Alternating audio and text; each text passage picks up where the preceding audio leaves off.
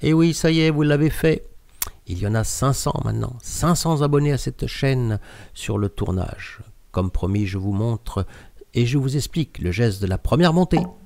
Bonjour et bienvenue à l'Atelier des Rêves. Il y a quelque temps, dans la dernière vidéo, j'ai montré un geste. Et j'avais dit c'était celui pour faire un bol en une fois. Et j'ai expliqué que ce geste était très puissant, très intéressant, qu'on pouvait faire beaucoup de choses avec.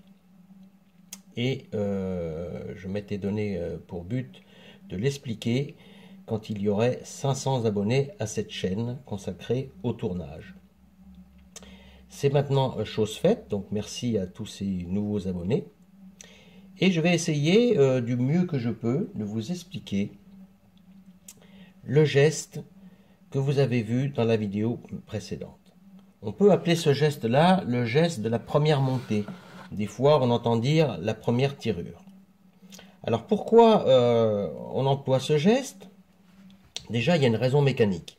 Si on faisait le geste conventionnel de la montée, comme ceci et comme ceci, au moment où on vient de percer, on a beaucoup de terre ici. Et ça serait quand même assez difficile. On pourrait y arriver, mais ça serait difficile de envoyer une vague et de la monter comme ceci.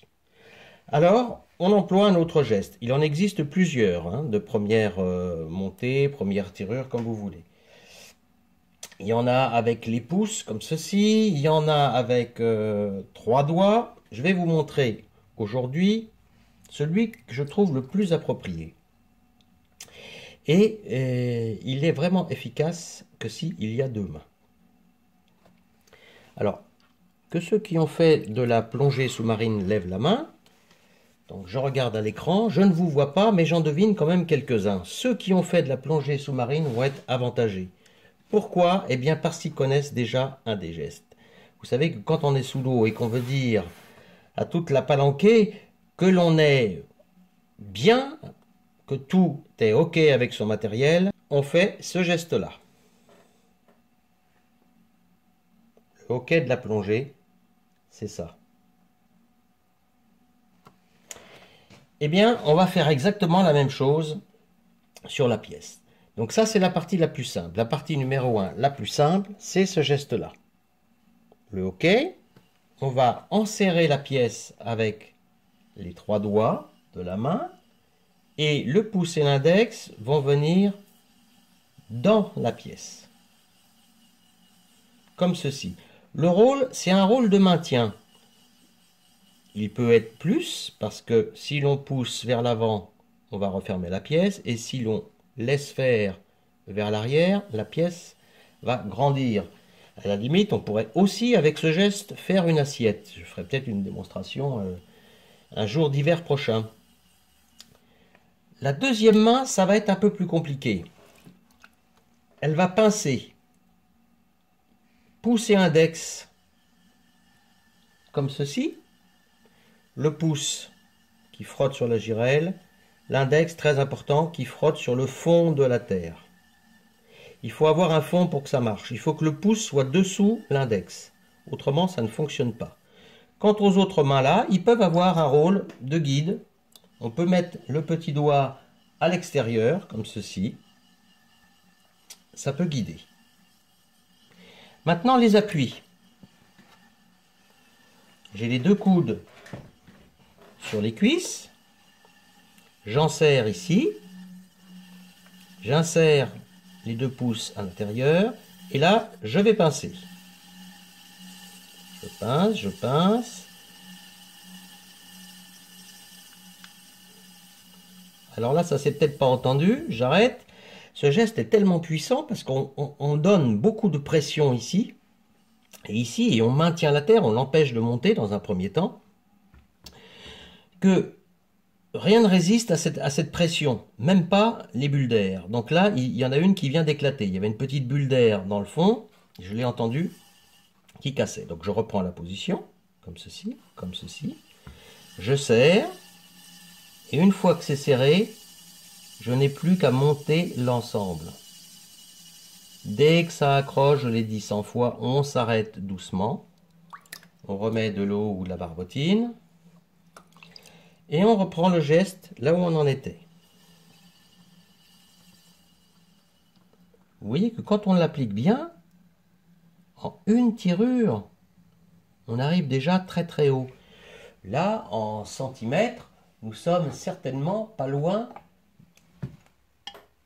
On est à 8 cm en une fois. Donc maintenant, on a tout le loisir de faire cette montée. Je ne peux plus reprendre la terre ici, mais je pourrais la reprendre ici, en partie haute, parce que je peux encore mettre les mains, hein, comme ceci. Alors, ce geste sert à monter la terre la première fois, mais là je peux montrer 2-3 choses, ça ne fera pas une belle pièce, mais la puissance simplement, si je tiens ici et que j'ouvre, vous allez voir, la terre va s'ouvrir. Et c'est le même geste. J'enlève la main droite pour que vous puissiez voir. Et regardez ce qui reste dans la main gauche. Inversement, je peux refermer. À ne pas faire avec une vraie pièce. Hein. La terre déteste ça, être ouverte et refermée. Si je repousse l'ensemble, doucement, que je lui laisse le temps, la terre va se refermer.